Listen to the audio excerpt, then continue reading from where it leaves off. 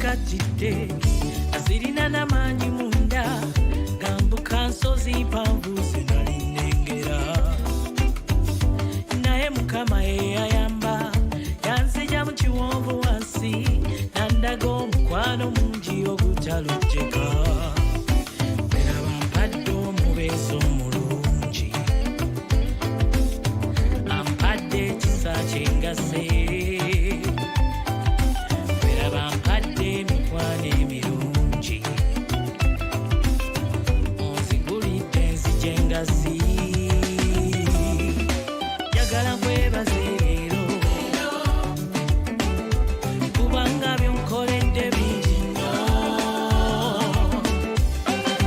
njagala nkwebaze leero kubanga byonkoledde bingi nnyo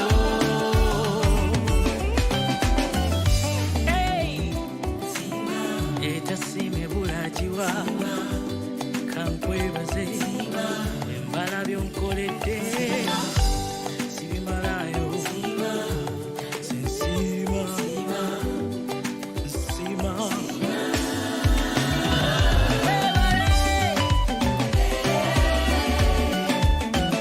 nkwebaza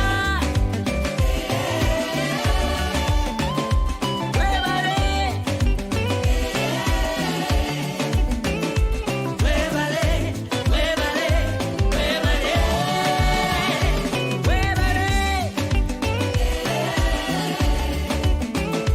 kwebaza webale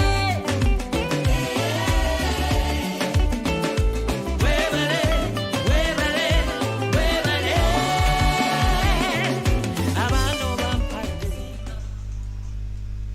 My dear viewer and listener, once again, I welcome you on Governor TV stroke Governor Radio, and I say a good morning and hope you had a very beautiful night. Yes, I believe so. Once again, I welcome you. Yes, you just joined us today. You're on Governor FM stroke Governor TV, and we are coming to you live from the city of Jinja, here in Uganda, the Pearl of Africa. Jinja is where the source of the Nile is, for those who don't know. Yeah, this is where we are broadcasting from, yeah, to the rest of the world.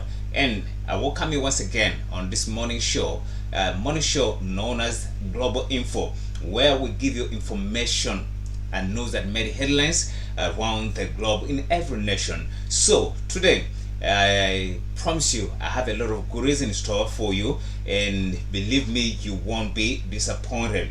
It is 4 minutes past 7 a.m. East African time.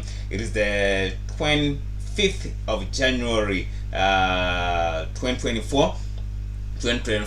Yeah, here we are, and we are moving on. We've started a year, and we believe, and I believe, that God is gonna take us through this whole year, regardless of the challenges that we are going through as a nation, as nations, regions, and the whole entire world.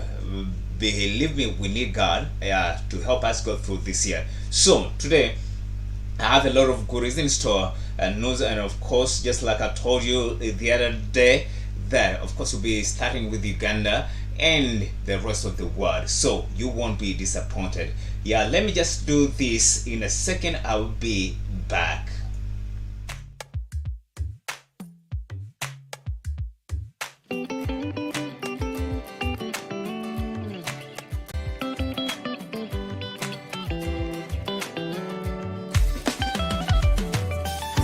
ndabyo obulungi bwo nsende abalamu singa gwe tobadde nange nandirasewa ondese okuva obuto tondese kumirwa tosi wendaba gyonsije nange neewuunya nnyo berabo mpadde abaana abalungi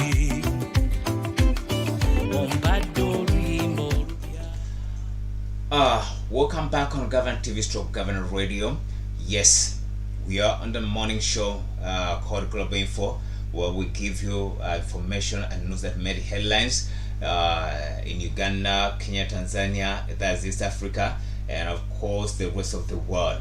And we will be starting with Uganda, And some of the headlines that made stories today in the country, it is primary living examination, and short code PLOE. That's how we call it in my country. Yes, I don't know your country. We call it UNEB and PLOE. PLOE stands for primary living examination. That's the final exams that people sit for before they can qualify to go to secondary or higher education. And UNEB, that's from 4. The exams they sit for before they qualify to go to higher education still to proceed. So this is the story I'm going to begin with. Yes, I'll read through it so my listener and dear viewer, you get to know what is happening and what it's all about. These two examination results. Now, the Ghana National Examination Board, in short UNEB, has officially announced that the 2023 primary living examination, that is PLA, results will be released on Thursday, which is today, January 25th, 2024. The announcement was made on the body's official X platform on Wednesday, which was yesterday. PLE 2023 results to be released on Thursday, January 25th, 2024. The message reads in part: according to UNEB, the release of the results follows a successful briefing meeting between the Minister of Education and Sports, Janet Museveni, and top officials from the Ministry and the board. So, as we continue, the UNEB team was led by the new UNEB chairperson, Professor Celestino Obua, who was flanked by the Executive Director, Mr. Dan N. Odongo. It was also attended by some members of the UNEB senior management team, according to reports. So in Uganda, there's some of the stories that made headlines in this country. The PO or primary living examinations results will be released today. Yes, anytime from now, because the report says on 25th Thursday, which is today. So anytime from now, we expect the results to be released. And still in Uganda, the second story that made headlines. Ugandans dying of hunger are idiots. Those are not my words. That's the minister's words. And which means is that, let me read through to get to know which minister is that saying those words. I can't believe this. He says every Ugandan that dies of hunger is an idiot. Why he said that, we about to find out. So we read through for you to get the full story. Now, the State Minister for Foreign Affairs, Mr. Harry Oriem Okel, has said that Ugandans dying of hunger are idiots. The minister, who was speaking in an exclusive interview with one of the TV stations in the country, which is NTV, talked about Uganda's climate being favorable for farmers to until their land and plant enough seeds for food. So, as we continue, now those who are idiots, real idiots that can die of hunger in Uganda, those are idiots. I repeat that. He says those who die, real idiots that die of hunger in this country, these are idiots, because there is enough food in Uganda. If you work hard, there is land in Uganda. The climate is right in spite climate change. If you make double efforts to make sure that you go out in the morning, till your land, you plant the seeds, you maintain your plantation, surely how do you fail to get food? That's what the minister was asking. He says, according to our geographical location as the country, we are talking about Uganda, the Pearl of Africa. He says, if we talk about the climate, despite of the climate change, the changes that have occurred, we are still favored as Ugandans. That we have land. Yes, the environment is good. You can till the land, you can farm and harvest. So according to him, he says, if any Ugandan dies of hunger, then to him, that would be an idiot. Why he say that? He has his own reasons.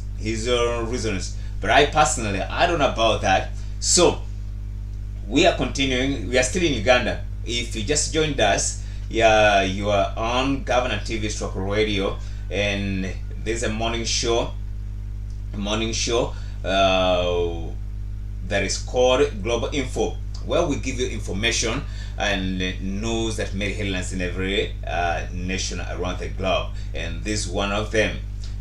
Before that, I gave you about the Minister of Education making announcements about releasing real results of PLE, or Primary Living Examination results today, anytime from now. And the second story, it is about Minister Henry Okello Oryem, who said if any Ugandan dies of hunger in this country, then he or she will be an idiot, because the climate is favorable. There is land, plenty of it. People can till, can farm, plant, and if you maintain your plantation, he believes you can never fail to have food. So let's continue with this story.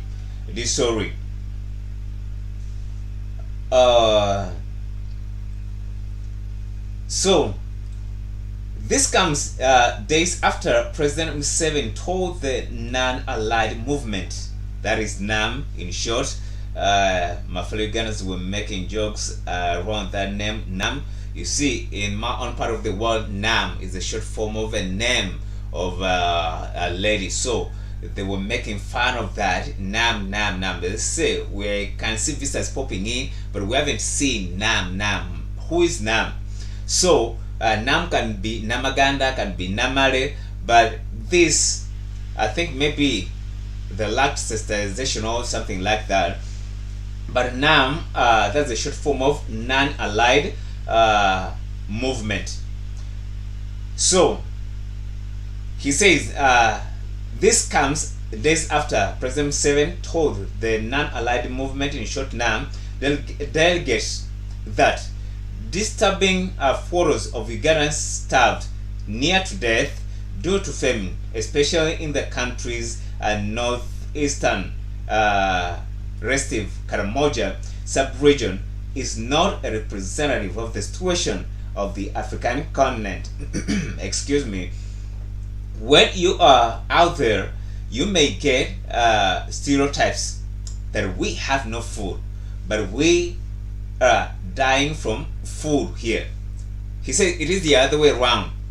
So if you're out there, so it is a stereotype that people are dying of hunger in this country, but here he says the other way around, people are dying of food.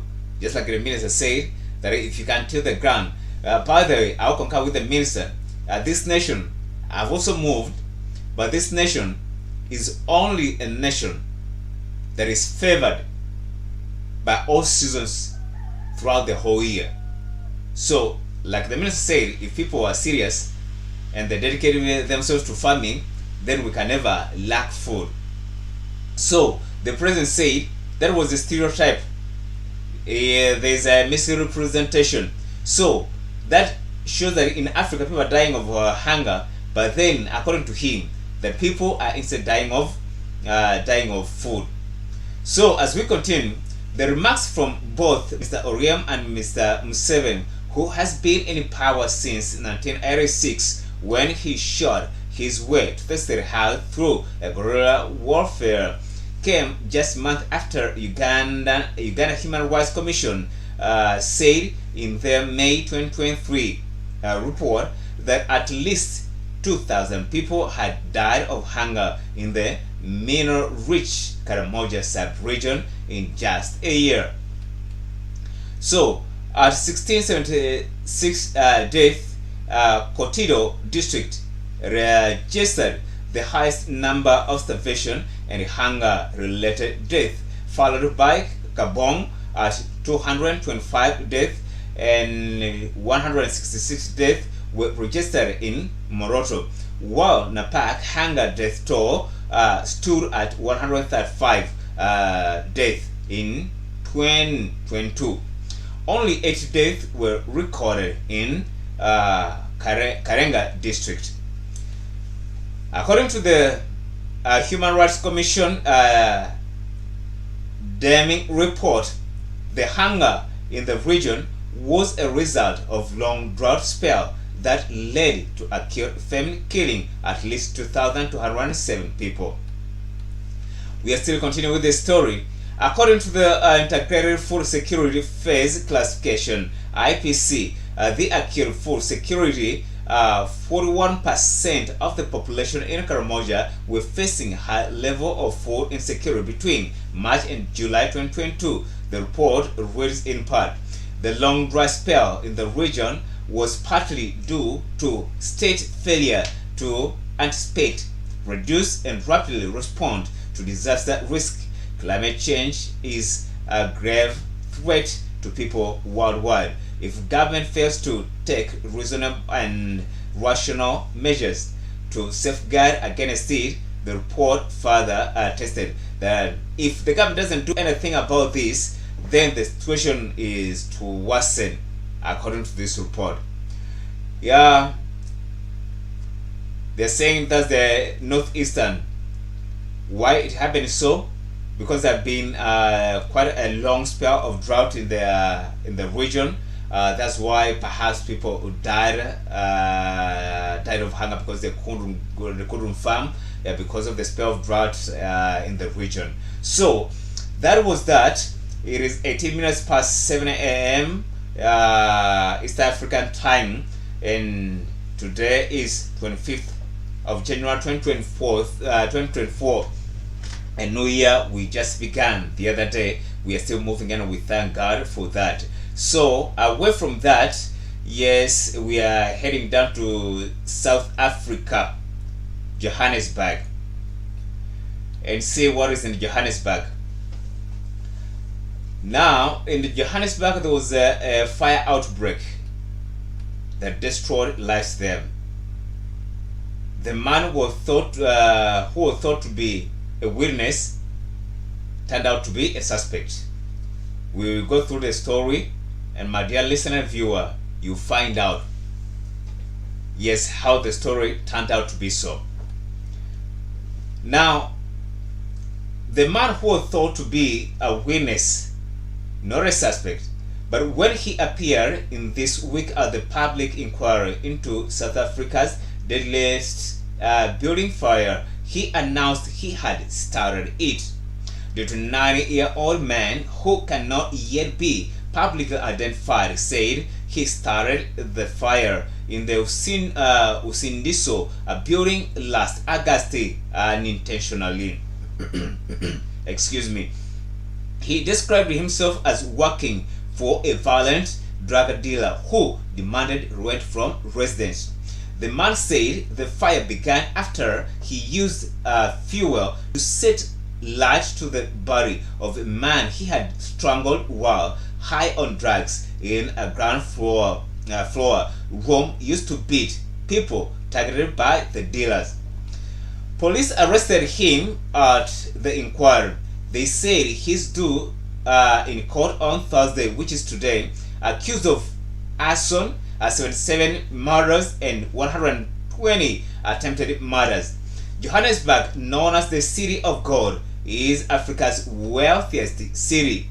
The fire has highlighted the profound housing crisis here. Many people live in appalling conditions without water or electricity in deeply unsafe buildings. So that's what happened in South Africa. You see, that fire was happened. That incident happened. That was last August. But the man they thought was to be a witness turned out to be a suspect. because he confessed personally that he started that fire, and he says unintentionally. He was working for a ruthless man who was a drug dealer. I think was demanding rent from the residents. So why that happened, we'll find out more news as it unveils from Johannesburg, South Africa. Yes, it is 22 minutes past 7 a.m. East African time. Yeah, from your own part of the world, I don't know, but to my own part of the world, that is Jinja City, the source of the Nile, in Uganda, part of Africa. Yes, my time tells me it is 22 minutes past 7 a.m. Past 7 a.m. this morning. So what I'm going to do, I'm going to take a short break, and in a moment I'll be back.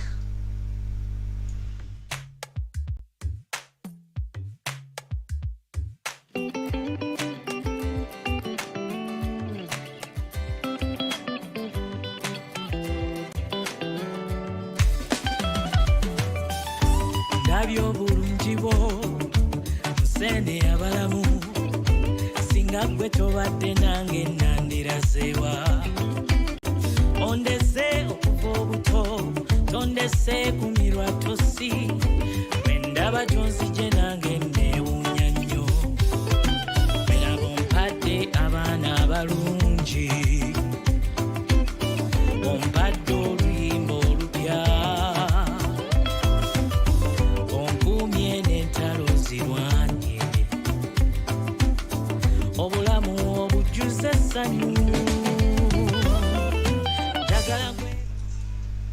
Once again, I welcome you on Governor TV / Governor Radio, our morning show called Global Info, where we'll give you information and news that made headlines in nations around the globe.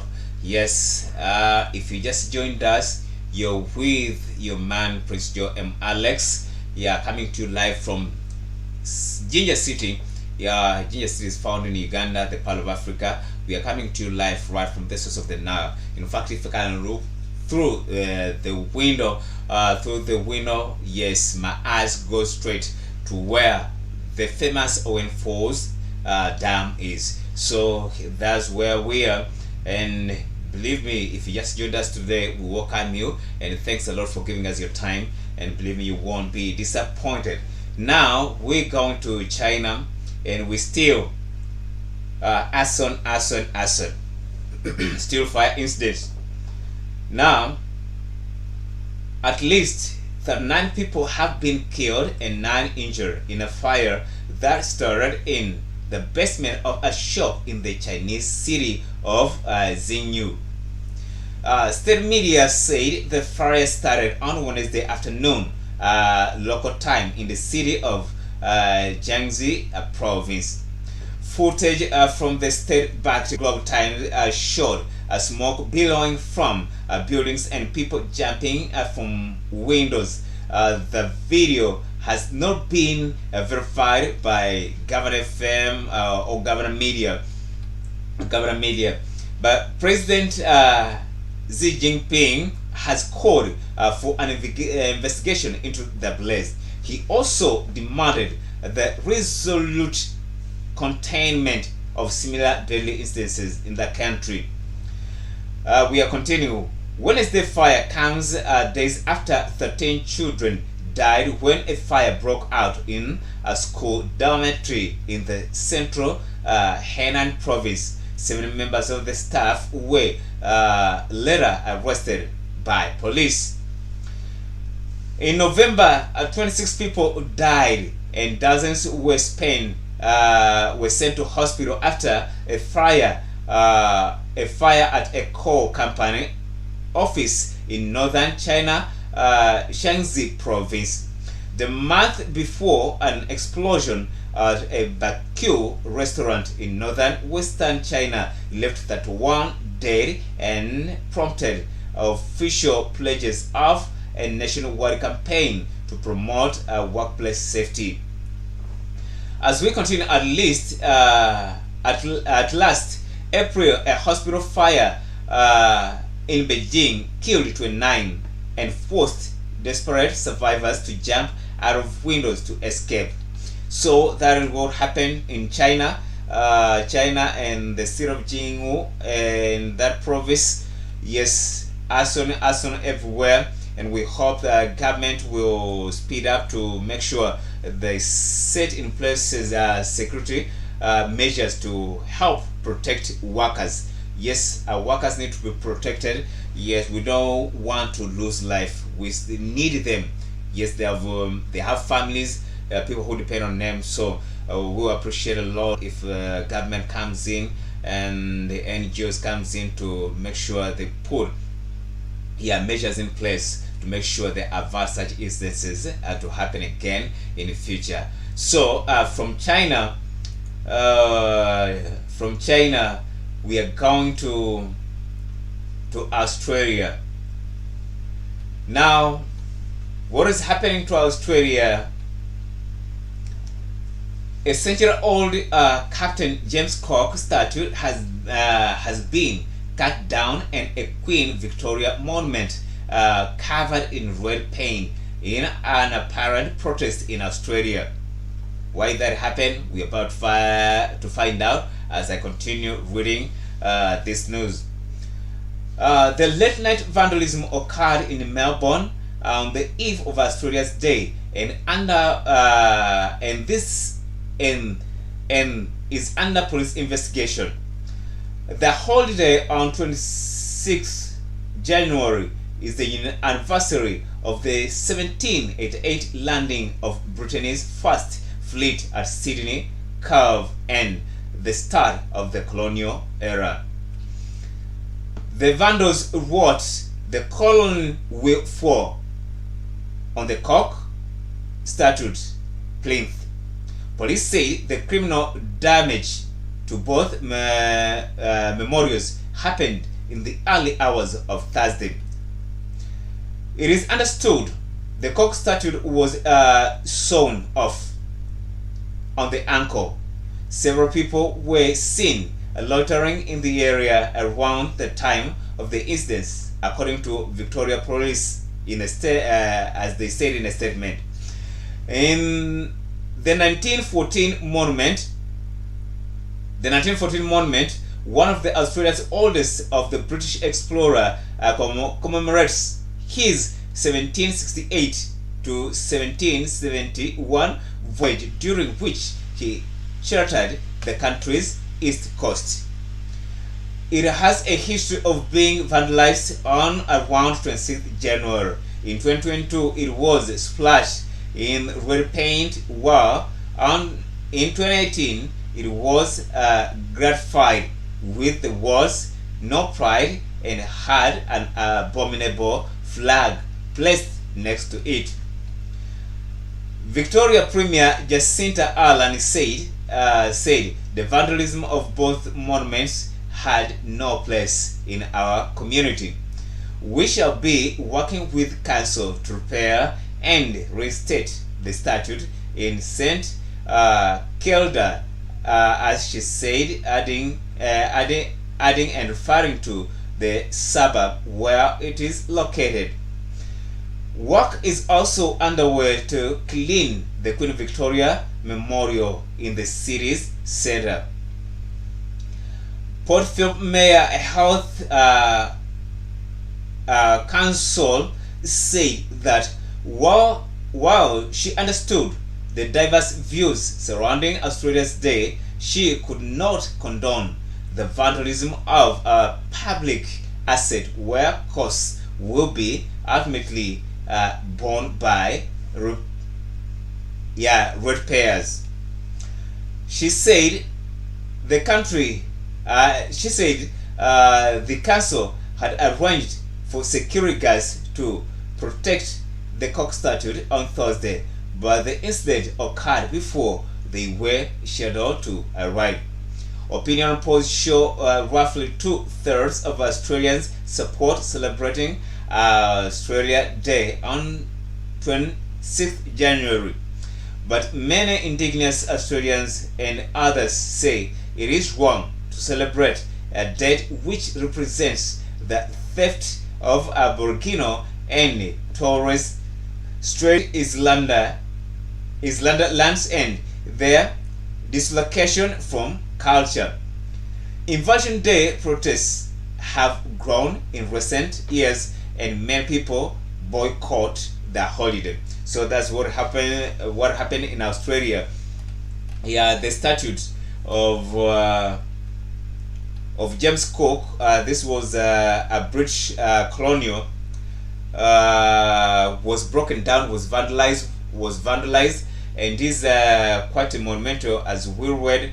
Yeah, it was put in place in 1978. I think it's been there quite so long, but people, we don't know, they have their grievances, but I think people should find a way, an amicable way of airing their grievances rather than spoiling property. Again, that will cost taxpayers or ratepayers, yeah, in repairing or replacing them. So that's what happened in Australia.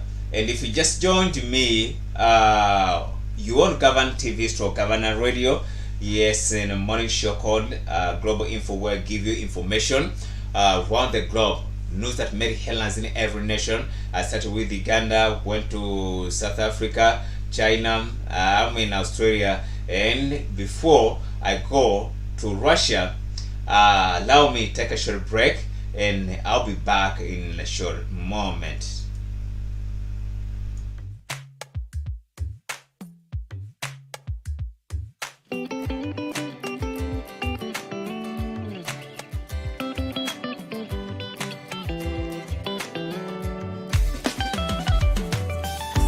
Ndabya obulungi bwo nsende abalamu singa gwe tobadde nange nandirazeewa ondese okuva obuto tondese kumirwa tosi bwe ndaba gyonzije nange neewuunya nnyo eraba ompadde abaana abalungi ompadde oluyimba olupya onkuumye n'entalo zirwanye obulamu obujjuza essanyu njagala nkwebaze leero kubanga byonkoledde bingi nnyo njagala nkwebaze leero kubanga byonkoledde bingi nnyo.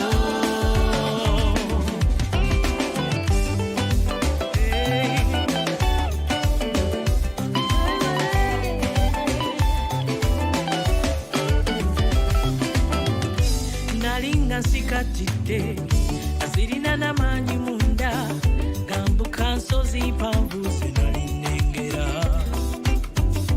naye mukama yeyayamba yanzija mu kiwonvu wansi nandaga omukwano mungi ogutalojjeka eraba mpadde omubeezi omulungi ampadde ekisa kyengase. Once again, my dear listener and dear viewer, I welcome you on Governor FM / Governor TV. If you just joined me, yeah, I'm coming to you live from Jinja City, where the source of the Nile is. Jinja City is found in Uganda, the Pearl of Africa.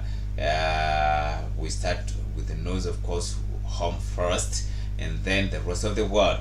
Yes, before I went for that short break, yeah, I gave you news about Australia, and props to come back with a report about Russia, and that's where we are right now. So we have 25 minutes to the top of the hour. If you just joined me, I just welcome you, and believe me, I appreciate your time. Thanks for sticking with me. So in Russia,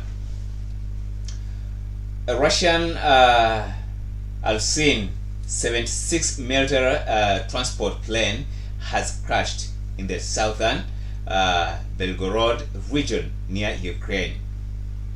Now, Russia's Ministry of Defense said 65 captured Ukrainian military were on the plane heading to the area of prisoner exchange. Ukrainian military intelligence later released a statement accusing Russia of putting the lives of prisoners of war at risk. It said it had not been told it had to ensure safe airspace over Belgorod. The Ukrainian statement is being seen as a tacit acknowledgement that it shot the plane down. RIA Novosti news agency said another 9 people were on the plane. Including 6 crew members. Video shared on social media showed a plane going down, followed by an explosion and a fireball near the village of Yablonov, 70 kilometers to the northeast of the city of Belgorod at around 11 o'clock local time. The regional governor in Russia's Belgorod region, Vyacheslav Gladkov, said the plane crashed in the field near the residential area and that everyone on board had died. So there were no survivors, according to this report. Excuse me. Ukraine's general staff, quoted by the Ukrainska Privada website, said initially that the plane was transporting missiles for Russia's S-300 air defense systems. It made no mention of prisoners of war. None of the details surrounding those on board can be independently verified, but Ukraine's military intelligence appeared to acknowledge that Ukrainian captive soldiers may have been on board. It said in a statement, it was Russia's responsibility to ensure the safety of our defenders under the agreement that had been reached, but that on this occasion it had not been informed that the airspace had to be safeguarded at the defined time, as he announced has to be safeguarded at the defined time as on numerous previous occasions. This can point to Russia's deliberate action aimed at putting lives and safety of prisoners of war under threat as it did. So that's what happened in Russia. There was a plane crash, and according to numerous reports, and there seems not to be verifications surrounding those reports. They say they were transporting prisoners of war, yes, taking them back, and Ukraine says no, they had not been informed about that. So they believe it was Russia's plans. They say, and it is an allegation still, that they were transporting missiles. So they are apportioning blames. We don't know which is which, but we shall bring up to speed as the information unfolds. And that's what we are here as Govern TV and Govern Radio, to give you information in its fullest. If you just joined me, you are on Govern TV to Govern Radio. In a morning show called Global Info, where we give you information around the globe, news that made headlines in every nation. So thank you for sticking with us. Believe me, I appreciate your time, and God bless you so much on my behalf. So from there, I will come back to our neighbor. I'm back in East Africa, and that's Kenya.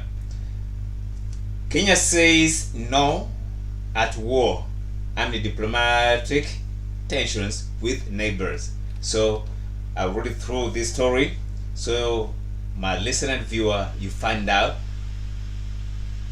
what is going on. Now this is Nairobi, Kenya. Kenya says it wants to promote peace in East Africa and has no problem with neighboring countries. At the same time, there are indelible signs of diplomatic strains with at least 4 neighbors, including 2 that recently recalled their ambassador from Nairobi. Kenya's effort to assert itself as a regional political force and economic hub in Eastern Africa is not going over well with some of the neighbors. The Democratic Republic of Congo and Sudan recalled their ambassador after their governments accused Kenya of hosting and dealing with their country's oppositional groups in Nairobi. Uganda, meanwhile, recently took Kenya to an East African court in Tanzania over an oil distribution dispute. The case is about Kenya not allowing Uganda government oil marketers to operate within its borders. This comes after Uganda discontinued the previous open tender systems for purchasing petroleum products from Kenya. Also, Tanzania banned Kenya Airways flights from Nairobi to Dar es Salaam last week because Kenya allegedly denied permission for Tanzania's national carrier to operate cargo flights to Nairobi. The ban was lifted after discussions between the foreign affairs ministers of the two countries. Kenya Foreign Minister Musalia Mudavadi said Sunday that his country is not at war with its neighbors and wants to bring peace to the region. Some states are vulnerable, others are in conflict, and our President William Samoei Ruto is on the front line making sure peace returns in these countries, said Mudavadi. He says the wars in these countries will affect our country too. Kenya has come under criticism from some African and its own citizens on how the government is handling engagements with other states. We still continue with this story on Kenya. International relations expert Kizito Sabala says the diplomatic sparks are growing out of countries trying to counter Kenya's influence. So there is always going to be a tug of war with what Kenya tries to do from the neighbors, Sabala said. But from my point of view, that's according to him, I don't think there is really something very serious to worry about. These are things that will continue to come as Kenya tries to assert itself as a regional power, and the other countries will try to find any leverage to use it in order to bring that down. Kenyan President Ruto, who came to power more than a year ago, has met several heads of state in Africa, including his neighbors, and promising to help solve Africa's chronic problems of conflict and hunger, and to bring economic development. Sabala says such assertiveness from a new leader will get pushed back. How that is, I don't know about that. So we are continuing. They are reacting the way they are reacting because I think that's according to Shabala. In Nairobi, we have a new president who is very assertive and who seems to be projecting this to the region, and therefore I think that in itself seems to be telling them no, let's stop here, Sabala said. But I think with the time they will just get used to the way our president is doing things, and that is fine. I don't think it is a big issue to worry about. That's according to them. But according to the minister, Mr. Musalia Mudavadi, he says Kenya is not at war with its neighboring countries.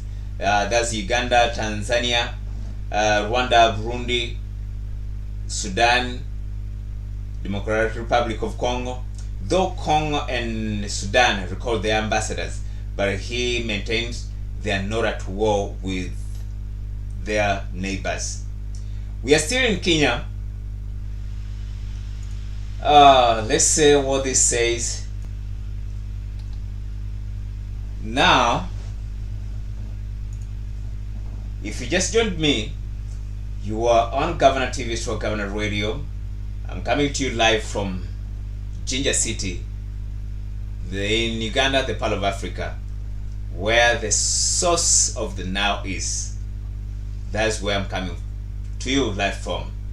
And you're in the morning show that starts at 7 and ends at 9, from Monday through to Friday, where we give you information and news that made headlines in nations around the globe.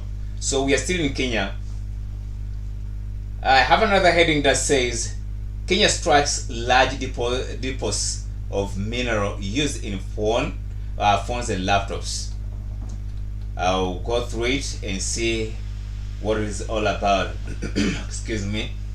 Kenya has announced that the precious coltan mineral, which is used in the manufacture of cell phones, laptops, and other communication gadgets, has been found in the country. Mining and Blue Economy Cabinet Secretary Salim Mvurya said on Wednesday that adequate deposits of coltan have been found in 6 counties. The rare metallic mineral, mostly found in the eastern part of the Democratic Republic of Congo, is mainly used for the production of electronic goods for mass communication, such as mobile phones, laptops, and video game consoles. And its discovery in Kenya is set to raise the country's profile as a mineral exporter. Embu is among the counties which have been established to have the precious metal. Making the announcement at Embu County headquarters, Mr. Mvurya said the government is now assessing the economic value of the mineral. So that's yet another story that made headlines in Kenya. There's our neighbors. That's in the eastern side of Uganda. So they discovered coltan, a mineral that is used to make laptops, phones. That's good to hear, because it is also not only to Kenya but then to the region, East African regional side. So we all benefit out of that. So we congratulate them for such findings. So we are still in Kenya. If you just joined me, your Governor FM through Governor TV. I'm coming to you live from the city of Jinja at the source of the Nile. City of Jinja is found in Uganda, the Pearl of Africa. Yes, and a morning show, the program called Global Info, where I bring you, or we bring you, information that made headlines in every nation around the globe. So I appreciate if you just joined me. You're on Governor FM, Governor TV. So thanks a lot for your time. And 10 minutes to the top of the hour. We are still moving on, and we are still in Kenya. Thanks a lot for giving me company. I appreciate that. Believe me, I appreciate it a lot. So let's continue.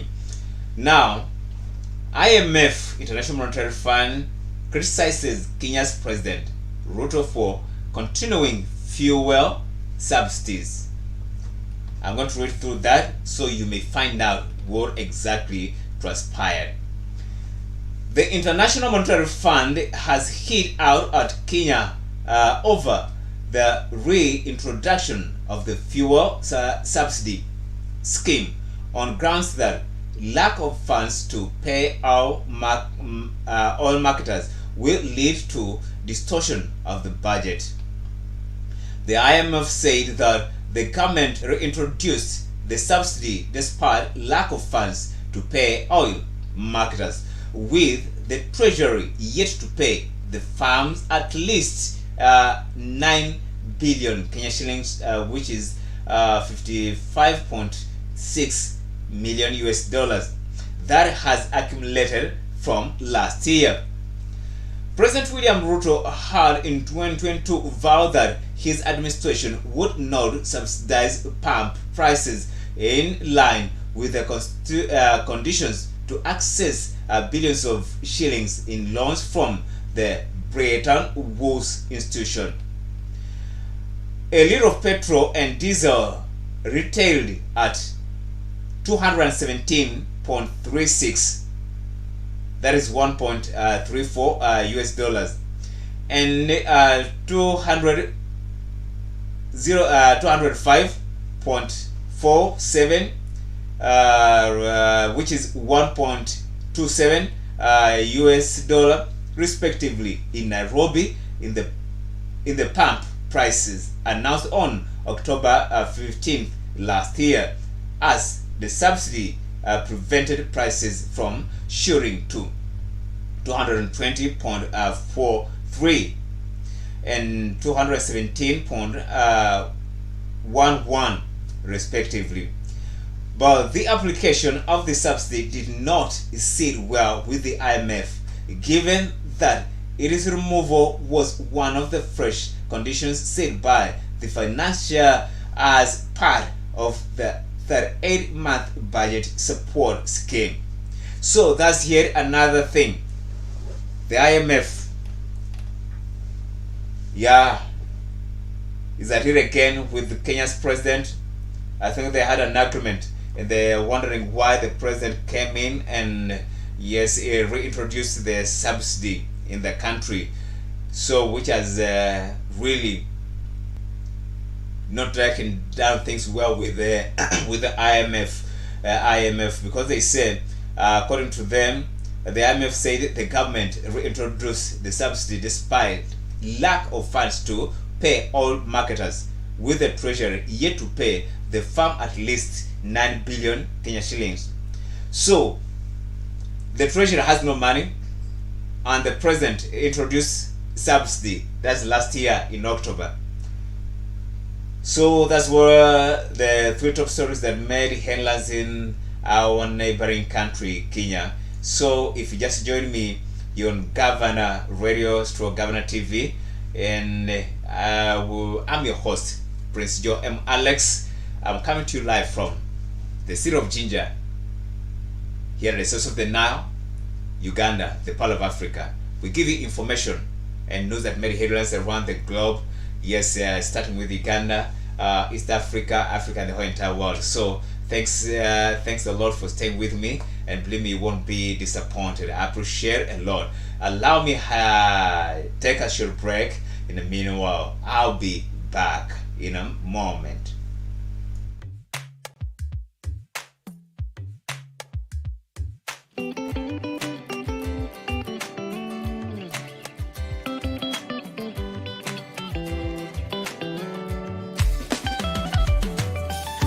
Ndabyo bulungi bwo nsene abalamu singa gwe tobadde nange nandirasewa ondese okuva obuto tondese kumirwa tosi wendaba gyonzije nange neewuunya nnyo berabo mpadde abaana abalungi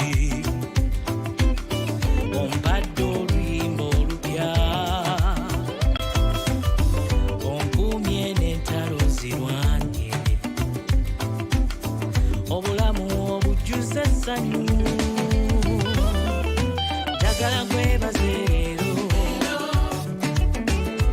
kubanga byonkoledde bingi nnyo njagala nkwebaze leero kubanga byonkoledde bingi nnyo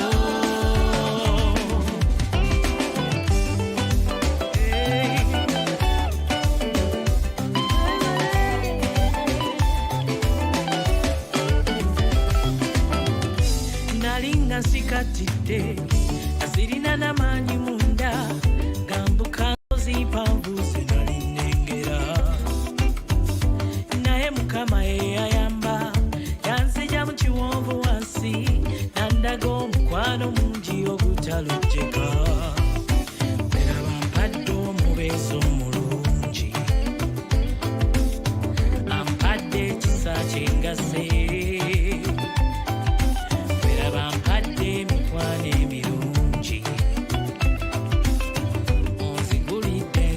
legacy. Njagala nkwebaze leero kubanga byonkoledde bingi nnyo. Njagala nkwebaze leero kubanga byonkoledde bingi nnyo.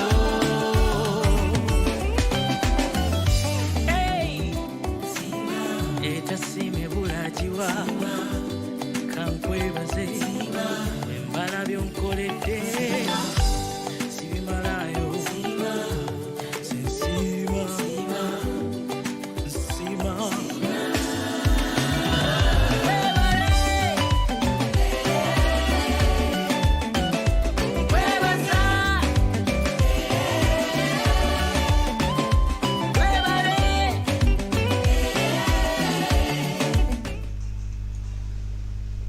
Once again, I welcome you on Governor TV to Governor Radio. I'm coming to you live from Jinja City, or at the source of the Nile. Jinja City is found in Uganda, one of the cities in Uganda. You got the Pearl of Africa. I welcome you on this morning show called Global Info, where I give you information and news that made headlines in nations around the world. And yes, before I went for that short break, I was in Kenya, but right now I've crossed over to Tanzania. So my dear listener and my dear viewer, we want to find out what is happening in Tanzania. Excuse me. Thousands protest in Tanzania as opposition seeks amended electoral reforms. So let's find out why that was. Now, thousands of people protested in Tanzania on Wednesday against proposed changes to electoral laws in the largest public demonstration since the government lifted a ban on opposition political rallies in January 2023. Tanzania's main opposition party, Chadema, organized the rally in the main city of Dar es Salaam as lawmakers prepare for next month's debate on draft of contentious electoral reforms proposed by the government. This is just the beginning. Chadema leader Freeman Mbowe promised the crowd, adding that protests would spread from Tanzania's economic capital or to other parts of the country until the government responded to its concern. He was speaking to supporters who wore the red, white, and blue colors of the Chadema party and chanted songs. Protesters carried out placards stating their main demands: withdraw controversial electoral bills, address soaring living costs, and ensure independent oversight for the 2024 local government elections. The march garnered attention from onlookers and residents, symbolizing collective call for change. Nasa Ali, a resident of the improvised Buguruni neighborhood, expressed support for the cause by saying, "I'm not a member of Chadema, but I support the cause they are fighting for, which is why I decided to join them." That's one of the people who attended that protest. So that's what happened. What happened in Tanzania? That was yesterday. Yeah, there was a march organized by the main opposition party, Chadema, which is led by Mbowe Freeman. They're not pleased by the government's proposal to the constitutional electoral amendments, so they want things to be sorted out. And they say if nothing is happening, Freeman promises, they won't only stop in the capital, but they'll also spill over to other parts of the country until the government has worked on their issues, has worked on their concerns. But as we heard in the story, next month, legislators will be working in the House to debate on the draft of contentious electoral reforms proposed by the government, and that will be next month. The dates are yet to be given, but we shall bring it up to you as it unfolds. So from Tanzania, I will jump over to Argentina. We want to see what is happening to Argentina. Tens of thousands march against Java Milei's cuts. Marches all over. Tanzania, if you really thought you're alone, yes, Argentina, they're also in the streets. So why they're in the streets, we're about to find out.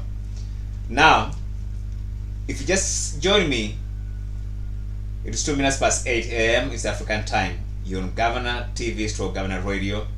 With me, your man, Prince Joe M. Alex, coming to you live from the city of Jinja, the source of the Nile, Uganda, the Pearl of Africa.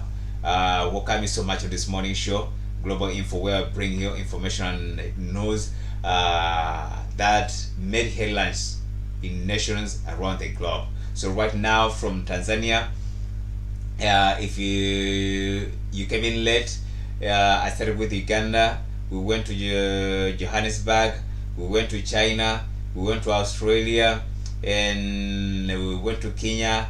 We are in Argentina right now. So tens of thousands again of Argentinians have joined protests in the first major challenge to President Java Milei's plan to slash workers' rights. So while Tanzania is protesting, because the government is tampering with the electoral laws, Argentinians are displeased because the government is tampering with their rights as workers. So I'll read through the story and you'll find out what's happening in Argentina right now.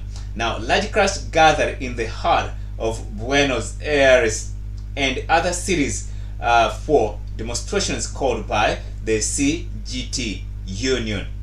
Mr. Milei was elected 45 days ago, promising the deregulation, deep spending cuts, and devolution of the peso. Protesters on Wednesday bore placards reading, "Eating is not a privilege," as they were faced down by riot police. Others read, "The homeland is not for sale," and "Stop robbing retirees." That's what the placard said. Food is not a privilege and homeland is not for sale. So they were asking the president to stop robbing the retirees. I'm continuing reading this. The main rally in the capital was outside Parliament, where politicians discussed Mr. Milei's plans to deregulate the economy, slash labor rights, and cut large areas of government to revitalize a country suffering 200% inflation and 40% poverty levels. He has also announced his intention to abolish rent caps and remove government subsidies on everyday item. The CGT, which has 7 million members, has been joined by other small unions and civic groups, vowing they will not yield an inch of what he has been achieved for workers' rights. "People are angry. Nobody can deny it," said CGTN core leader Hector Dyer. Protesters in the capital told reporters they were marching to give voice to popular opposition to Mr. Milei's plan. Valentina, a pensioner, said the president had forgotten about the poor and was putting her country up for sale. Nahuel from the social movement Movimento Evita said the working classes were suffering under Mr. Mlei's rule. None of the laws they are trying to pass in Congresses are to help the working class, who are the ones taking the hit and the ones that is here today. He said, now the strike on Wednesday lasting 12 hours, that means it took the whole day, affected public transport, flights and other services. Airlines Argentina cancelled nearly 300 flights, affecting more than 20,000 passengers. That was a big blow on the country's income. I hope the government listen to the citizens, because they elected power to work out their issues and their problems. I know you cannot finish everything, but at least you can try what you can within your powers. I'm still continuing with this story. Security Minister Patricia insisted the Mlei administration would not be defeated, and said on Twitter, also known as X, that far more people went to work than walked out. So, the Security Minister Patricia, he comes out with a different story. He said, yeah, Mr. Mlei's administration won't be defeated, so they're not perturbed by the marches, the strikes. He said, according to reports, information that was gotten from his from her Twitter account, which is also known as X, he said, in fact, more people went to work than those that walked out. She denounced mafia labor unions, managers of poverty, complicit judges, and corruption politicians who resist the change democratically decided by society. Opposition parties and the union say the proposed deregulation and public spending cuts will hit the most vulnerable and increase poverty. Mr. Milei blames decades of overspending by left-wing populist governments for Argentina's economic decline. He has said that shock treatment would be needed to drag the country out of economic crisis, and added that those who oppose him would usher in a social catastrophe of biblical proportions. His reforms are being challenged on several fronts, with more than 60 lawsuits already filed, and he has already faced several waves of public demonstrations. His attempts to increase the job probation period from 3 to 8 months, reduce compensation in case of dismissal, and cut pregnancy leave has already been frozen by a court pending a review by the country's Congress. So, while people are walking in the streets, while they're in the streets, his attempts to increase job probation from 3 months. You see, in my own part of the world, yeah, some companies have 6 months. Yeah, but he changed it from 3 months to 8 months. Yeah, which is a long time. And I think in case someone is dismissed in between, yes, you're not compensated. So that's why people going out to streets to protest against such implementations.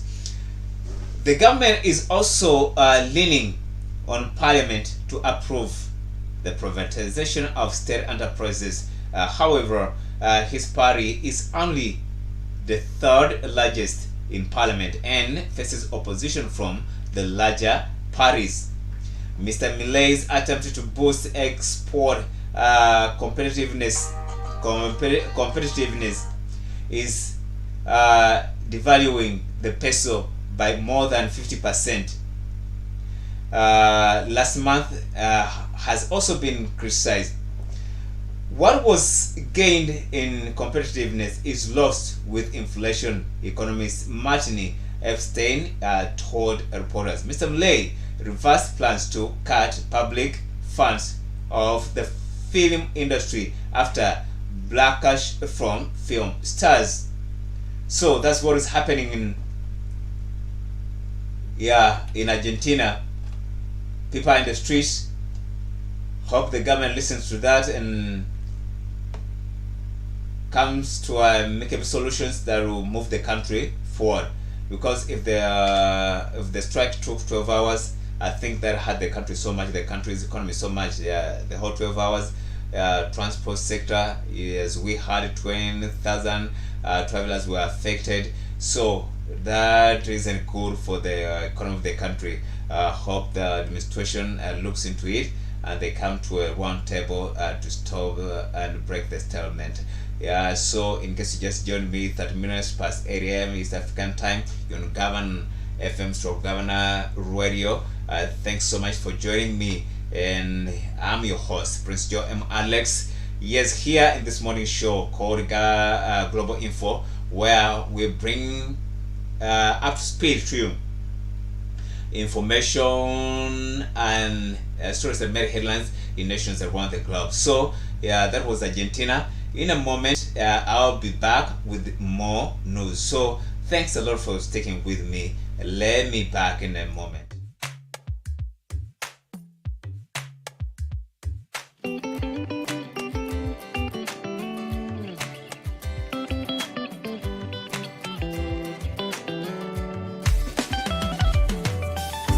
Ndabyo bulungi bwo nsende abalamu singa gwe tobadde nange nandirasewa ondese okuva obuto tondese kumirwa tosi wendaba gyonzije nange neewuunya nnyo eraba ompadde abaana abalungi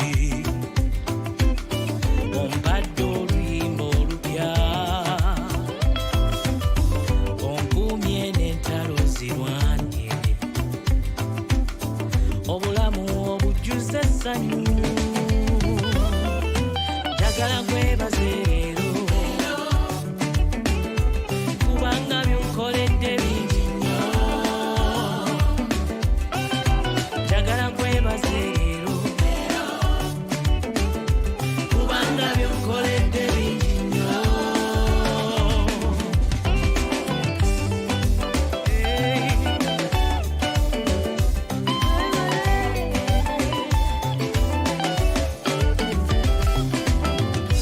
nalinga nsikatidde azirina n'amaanyi munda gambuka nsozi mpanvu zinalinengera naye mukama yeyayamba yanzija mu kiwonvu wansi nandaga omukwano mungi ogutalojjeka eraba mpadde omubeezi omulungi ampadde ekisa kyengase bampadde emikwano emirungi onzigulidde nzije engazi njagala nkwebaze leero kubanga byonkoledde bingi nnyo njagala nkwebaze leero kubanga byonkoledde bingi nnyo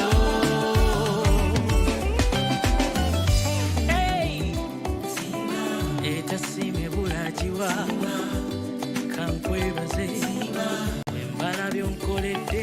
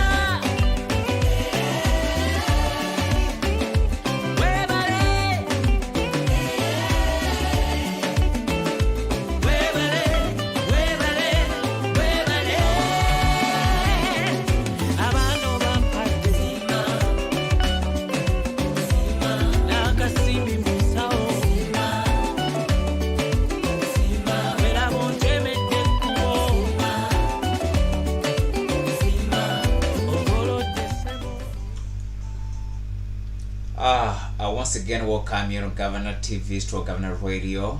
Thanks a lot for sticking with me. Thanks a lot for giving me company. I appreciate it a lot, and may God bless you. So if you just joined me, you are on Governor Radio to Governor TV. Yes, on the morning show called Global Info, where we give you information and the news that made headlines in nations around the globe. So before we went for that short break, yes, we were in Argentina. Right now, I'm back in East Africa still, Rwanda. So, what is trending right now? Rwanda made a significant headway towards economic development across different sectors over the last 70 years. While giving an update on the 70-year government development blueprint dubbed National Strategy for Transformation, in short NST1, the Prime Minister said this week that a lot was achieved despite challenges that were now encountered. For context, the 70-year plan spanned from 2017-2024, a period during which the country encountered numerous shocks that were both international and external in nature. For example, the COVID-19 outbreak, the Russia-Ukraine war, and the unpredictable weather conditions. The unpredictable weather conditions, mainly attributed to climate change, not only led to loss of lives and distribution of property through floods, but also greatly affected food production in the country. Despite these mishaps, the country managed to record an average growth of 6.9%, a major achievement given that the country's economic growth dwindled up to 3.5% in 2020, at the height of COVID-19 pandemic. The most exciting thing from the Prime Minister's presentation was the remarkable achievements registered in realizing key economic enablers like electricity, where the number of connected households grew from 3% to 74% currently. Others included the exponential growth in internet penetration, development of road infrastructure, especially feeder roads that were built to connect different communities that were previously isolated, among others. Now, with these enablers now firmly in place, we expect even more robust growth in the coming years, but then this will require effort by both the leaders and the citizens to optimize the infrastructure to drive economic growth. So, that's a good report coming from Rwanda. They've made a significant step ahead. According to them, the plan, dubbed National Strategy for Transformation, has done them good, and we congratulate them and we also appreciate them. So that was in Rwanda. Right now, I'll cross over to Sudan. We want to see what is happening to Sudan. It is 21 minutes past 8 a.m. East African time. If you just joined me, you're on Governor TV to Governor Radio. Yes, coming to you live from the city of Jinja at the source of the Nile. City of Jinja is located in Uganda. Uganda is the part of Africa. Uganda is located in East African region. Yes, we started with Uganda and other nations neighboring us, and then the rest of the world. So it is called Global Info, so you won't miss out on what you want to hear. Thanks a lot for sticking with us. So now we are in Sudan. Sudanese Hemedit embraced abroad as he terrorizes civilian at home. Let's see. Excuse me. On January 6th, Sudanese paramilitary leader Mohamed Hamdan Dagalo, better known as Hemdit, visited the memorial in Kigali that commemorates the 1994 Rwanda genocide. Hemedit tortured the museum solemnly. The museum solemnly is a sympathy-filled feast, belaying the fact that his paramilitary rapid support force are accused of similar atrocities in Sudan civil war. Hemedit visit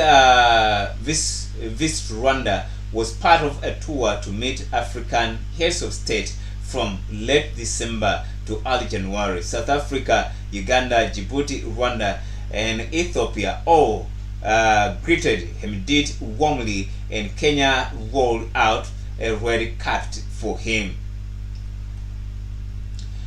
His tour dispelled rumors that he might be seriously wounded or killed in a conflict in which his fighters have killed thousands of civilians across Sudan, seized homes, looted cars, and plundered aid, robbed banks, and raped indiscriminately as a weapon of war. Despite civilians testifying to these atrocities, Hemedit was received across Africa like a head of state, raising fears that he will keep terrorizing civilians with regional backing. Local monitors and experts told the press. Any efforts that aim to justify or excuse Hemedit crimes are primitive, permitting him to continue his massacre, according to the reports from Badwa Zakaria, a human rights monitor who survived mass killing in West Darfur and is now in Kampala, Uganda. So, the visit of the paramilitary man Hemedit was not received well by people from his homeland because of the atrocities he has caused. He has killed a number of people, and people feel he should not have been welcomed, given a warm welcome. In fact, a welcome, they said he was welcomed like a president, which didn't go down well with them. So they weren't happy about that at all. They weren't happy at all. But I advocate for peace, and I hope God helps us all, because all the world, we all need peace. If Sudan is not peaceful, here in Uganda we cannot be peaceful. If peace reigns in every nation, remember the world has become a global village, and that's why I'm here and I'm talking to you. You're in America, you're in the UK, you're in Australia, Argentina, you're in China, you're in Qatar, South Africa, you're in Djibouti, Ghana, Nigeria, Kenya, Tanzania, Sudan. We've become a global village. We are just one and the same. So if a neighbor is peaceless, I don't think you can sleep either. So let's pray God helps us to live together in peace and harmony, and that will be so good. So let me just take a short break, and I'll be back. In case you just joined me, it is 26 minutes past 8 a.m. You're on Governor TV, and I'm your host, Prince Joe M. Alex, coming to you live from Jinja, at the source of the Nile in Uganda, the Pearl of Africa. You're on Global Info. We bring you information and stories that made headlines in every nation around the world. So let me come back, and as I come back, yes, we'll be going to Venezuela and see what is happening there.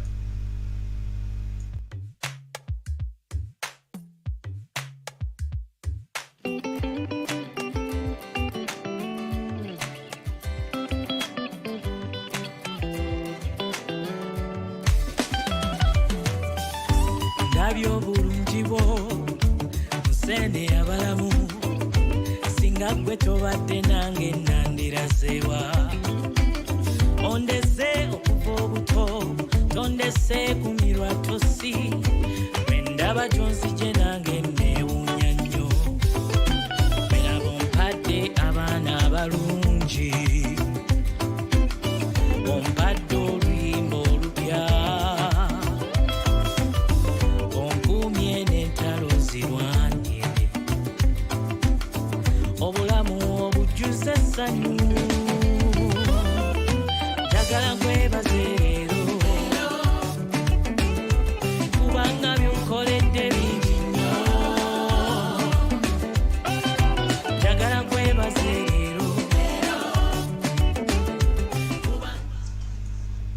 Once again, I welcome you to Governor TV for Governor Radio.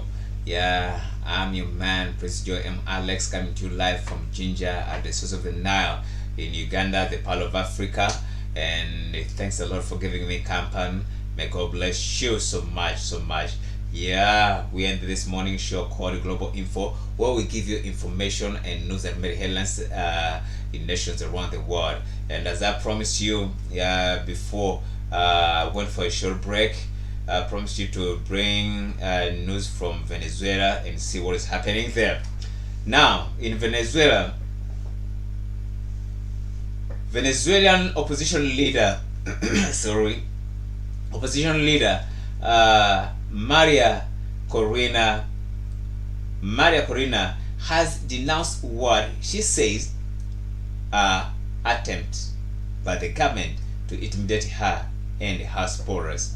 She said two campaign coordinators had been abducted and party offices had been vandalized.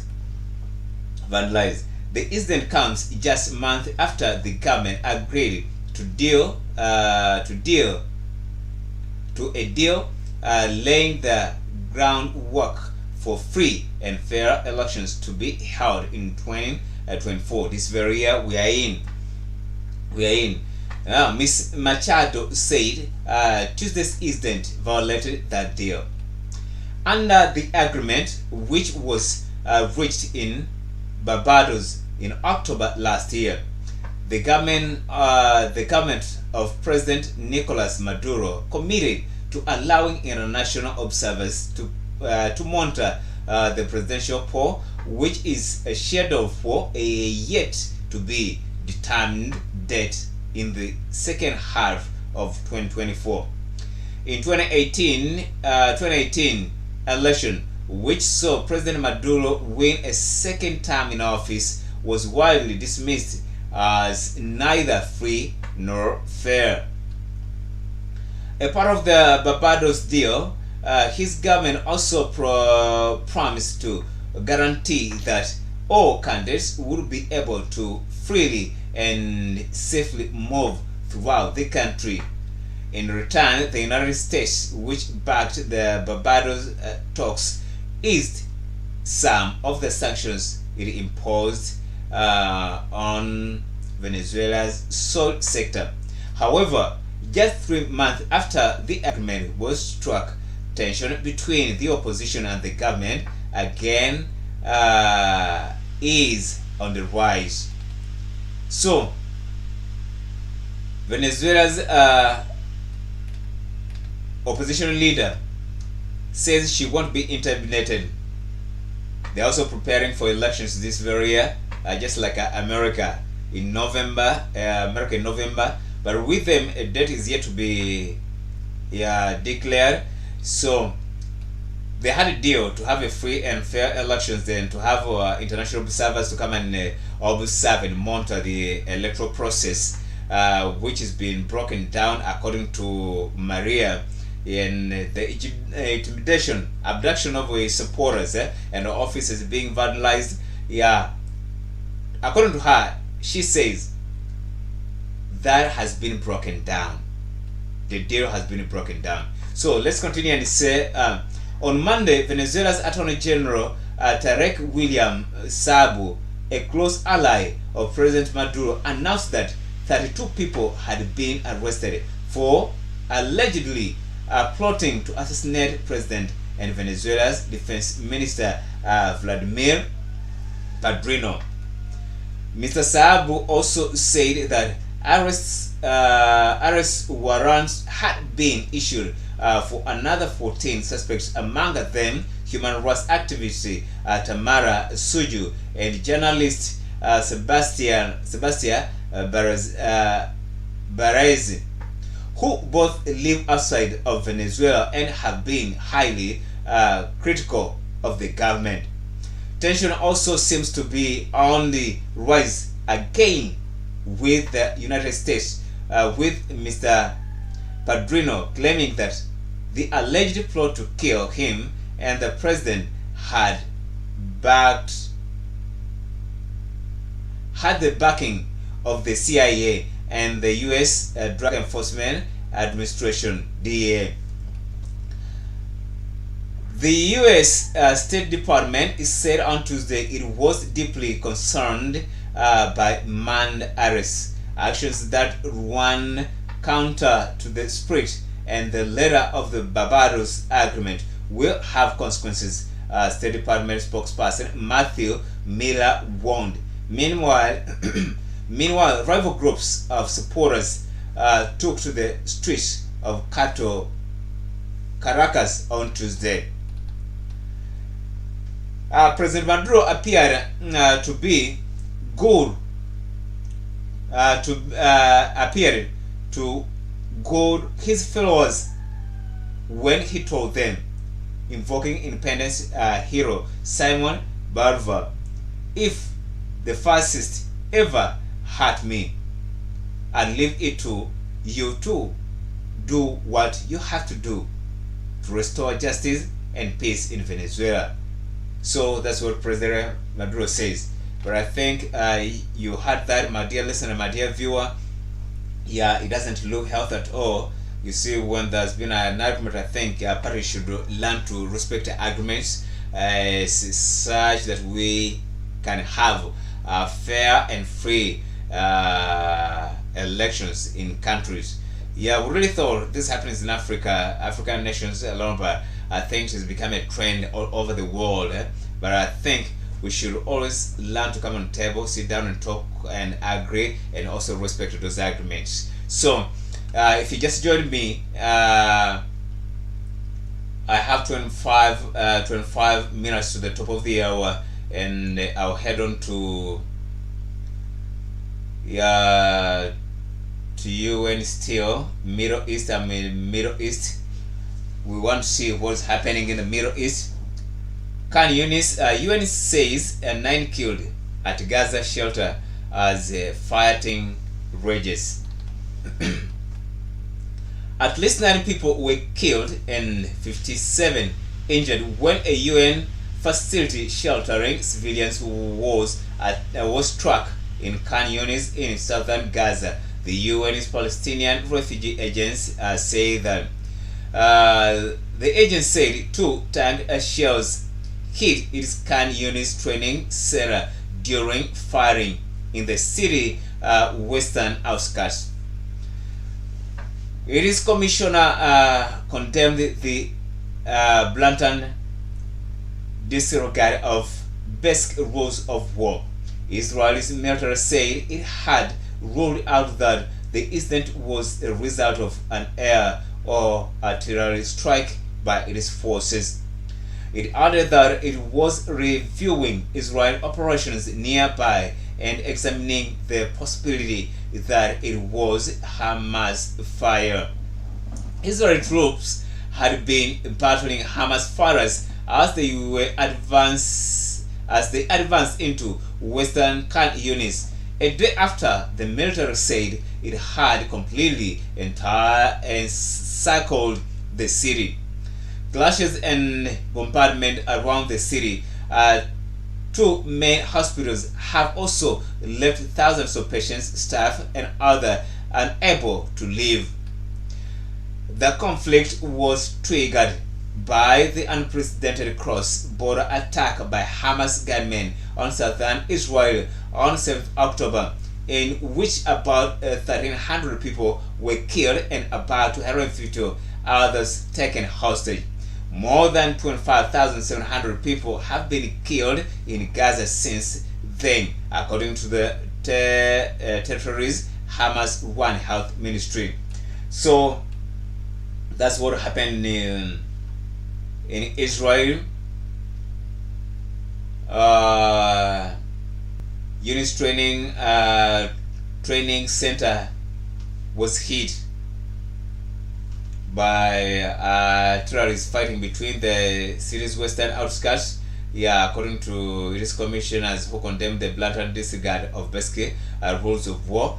But on the side of Israel, military said it had ruled out that the incident was as a result of an air or a terrorist strike by its forces. So they say they are looking into that issue to ascertain, to see it is military operations, and see if they had anything to do with that. But then they are objecting, saying it is not them. I think it is a blame game. It wasn't me.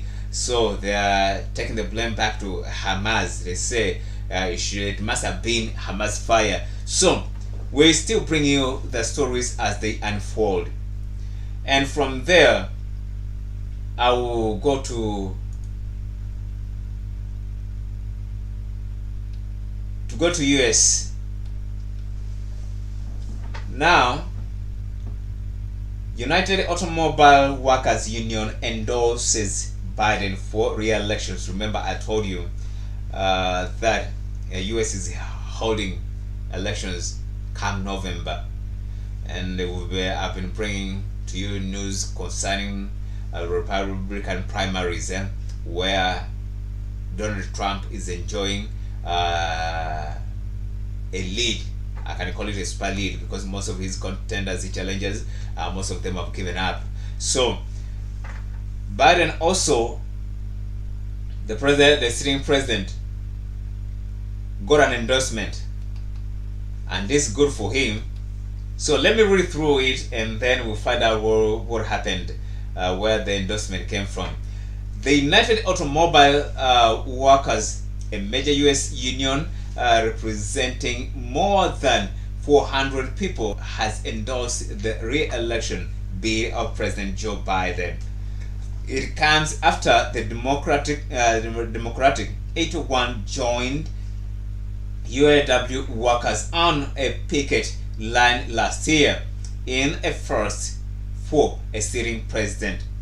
Mr. Biden is expected to face off in the November general election against Donald Trump, who polls more strongly among blue-collar voters. The UAW endorsement may boost his efforts to eat into the advantage. Though the UAW backed Mr. Biden ahead of the 2020 election, it is no leadership declined last year to join other high-profile unions in endorsing his re-election. President Sean Fein had said a 2024 endorsement should be and not freely given. But Mr. Fein said Wednesday that members, mostly workers in car and truck factories, face a choice between voting for someone who stands up with us and supports our cause, or for someone who will divide us and fight us every step of the way.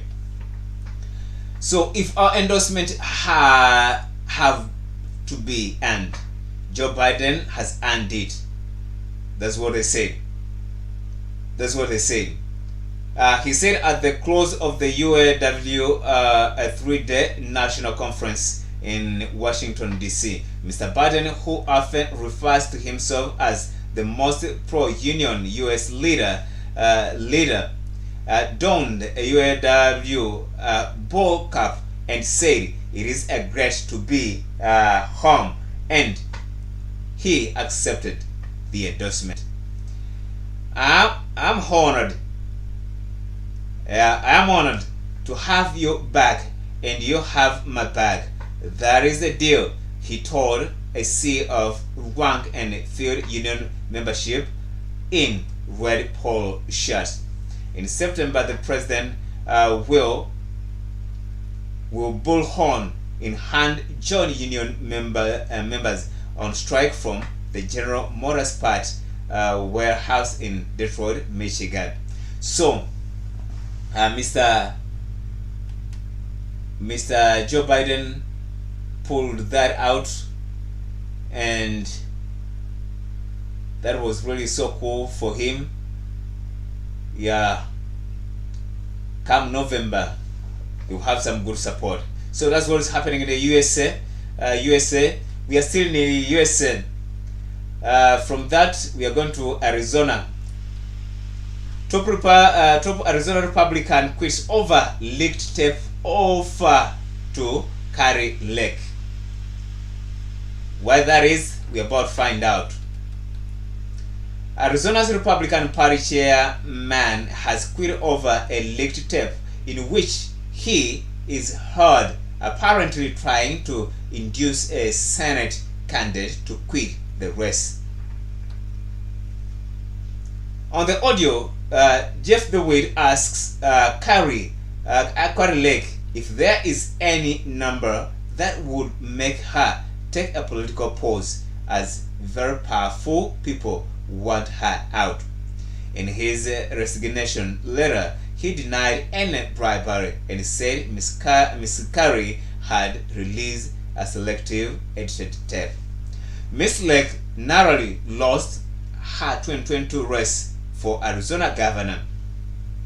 The right-wing firebrand and ally of Donald Trump is now running for the seat currently occupied by independent Senator Kristen Sinema. Arizona Republicans have long worried that Ms. Lake's combative style of politics may turn off moderate voters and lose the race, potentially costing Republicans control of the state. In the tape recorded during a meeting in her house 10 months ago, Mr. DeWitt tells Mr. Lake there are very powerful people that want to keep you out.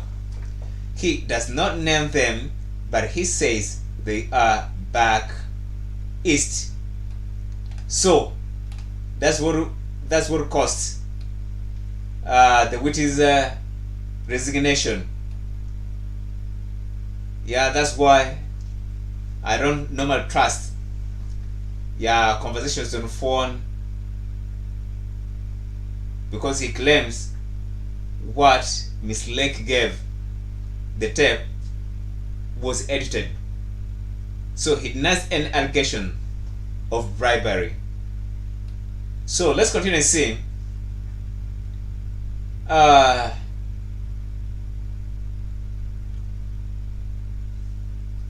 He repeatedly asked her not to tell anyone about their conversation. Is there a number at which, he says, before Miss Lake interrupts? I could be bought.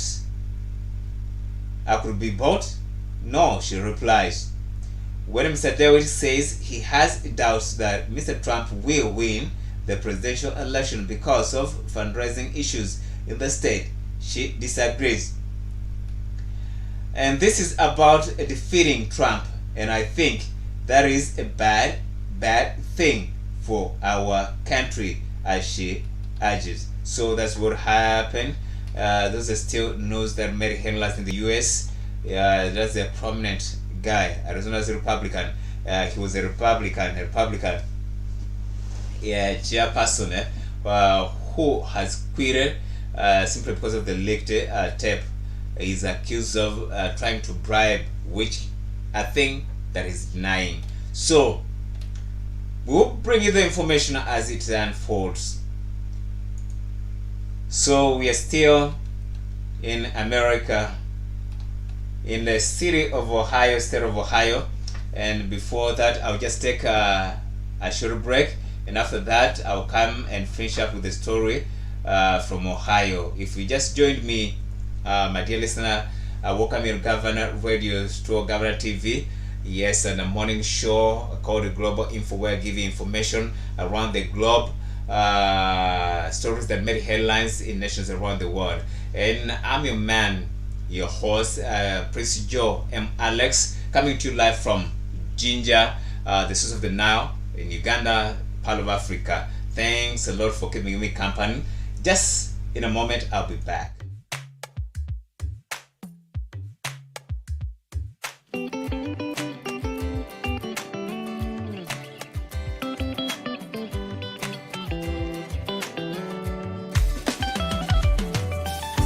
Ndabyo bulungi bwo nsende abalamu singa gwe tobadde nange nandirasewa ondese okuva obuto tondese kumirwa tosi bwendaba gyonzije nange neewuunya nnyo bwelaba ompadde abaana abalungi ompadde oluyimba olupya onkuumye n'entalo zirwange obulamu obujjuza essanyu njagala nkwebaze leero kubanga byonkoledde bingi nnyo njagala nkwebaze leero kubanga byonkoledde bingi nnyo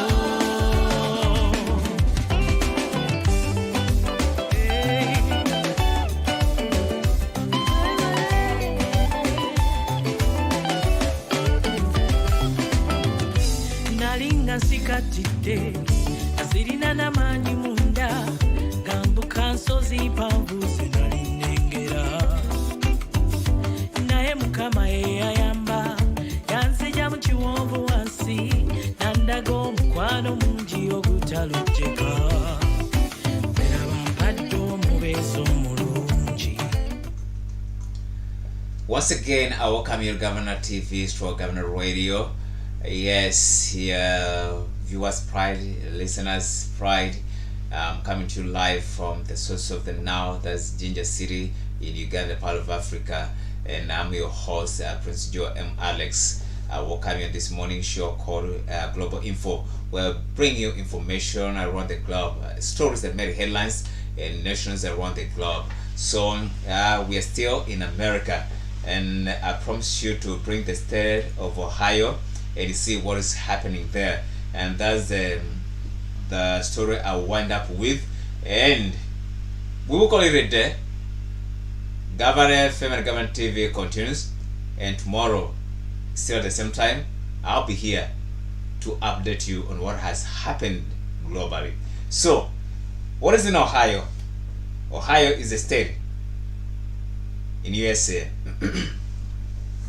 Now, Ohio State Legislature has banned transgender medical procedure involving children and restricted transgender athletes on school sports team, overriding the governor's veto. The state's Republican Governor Mike DeWine had rejected the legislation, saying such decision should be between families and medical providers. But the Ohio Senate overruled his veto by 24-8 after the state House voted similarly this month by 65-28. The ban will take place in 90 days. Yeah, 90 days. Now, more than 20 Republican-led states now have laws restricting or banning transgender medical treatment involving children. Ohio legislation bans doctors from prescribing puberty blockers,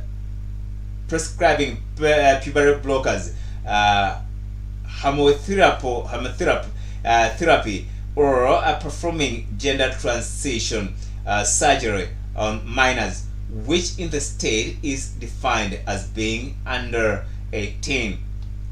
The law called House Bill 68 requires mental health providers to get permission from at least one parent to diagnose, treat, a gender-related condition in a child. Medical providers who violated the bill could face disciplinary action from their licensing board. A clause in the measure allows those already undergoing such transitions to continue doing so as long as doctors say stopping it would cause harm otherwise. It also bans transgender athletes on girls and women's sports team from kindergarten 5 years old through to 12th grade, that's 17 to 18 years old, and Colgate level. At Wednesday's hearing, Katrina Regner, a Republican state senator, told fellow lawmakers attempting to change someone's sex is a fool's errand. William DeMora, a Democratic state senator, said the bill was anti-science and hateful. In December, Mr. DeWin vetoed the bill, a rare move from Republican governor in one of the most conservative living states in America. He said these decisions should not be made by the state of Ohio, but by the parents who have seen that child go through agony. But Mr. DeWin's fellow Republicans argued that the measure was necessary to protect children and use their supermajority to override. Following conservative backlash over his veto, Mr. DeWin offered what was interpreted as a compromise measure. He issued an executive order banning gender transition surgeries for children at some hospitals and clinics. Medical professionals say such operations are not happening in the state. Opponents of the legislator's bill have suggested they will bring legal challenges, as others have done in Arkansas, where a federal judge struck down a similar law, saying it violated the due process rights of children and families. So those are some of the stories that made headline in the USA, United States of America, from election to business and to medical, as you just had. And if you just joined me, I want to remind you that you're on Governor TV, Governor Radio. Yes, this morning show called Global Info, where we give you information and news that made headlines around the globe in every nation. And the time right now, 5 minutes to the top of the hour. Yeah, it's my time to call it a day. Thank you so much for your time sticking with me. If you've been on live, if you will watch this video thereafter, I just value you, and thanks for what you're doing. Thumb up. Thanks a lot. Have a good the rest of the day. I wish you all well in whatever you're doing and all your endeavors. See you tomorrow, same time. Yeah, same time, same place. God bless you. God bless my country, Uganda, and the rest of the globe at large.